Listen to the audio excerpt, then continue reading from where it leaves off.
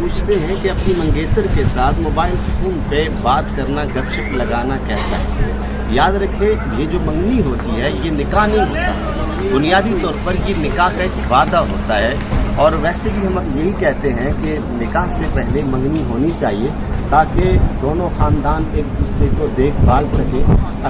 अगर रिश्ता और निकाह मकसूद ना हो और दरमियान में कोई रुकावट आती हो तो खुशी से और बाहमी रजामंदी से इसको ख़त्म भी किया जा सकता है। लेकिन एक बात याद रखें, अगर किसी की मंगनी हुई है तो मंगेतर से मोबाइल फ़ोन पर बात करना बिल्कुल नाजायज़ है। इसकी वजह यह है कि क्योंकि ये तो निकाह है नहीं, ये तो वादा निकाह है। तो ये औरत, ये लेडीज़, ये खातून, ये लड़की जो है अपने इस मंगेतर के लिए अजनबिया की तरह है। और शरीयत इस्लामिया में किसी अजनबी मर्द से, किसी अजनबी औरत का, और इसी तरह किसी अजनबी औरत का किसी अजनबी मर्द से फ़ोन पे बात करना, खलवत में बात करना और बग़ैर ज़रूरत बात करना ये बिल्कुल नाजायज़ है और शरीयत इसकी इजाज़त नहीं देती। यही वजह है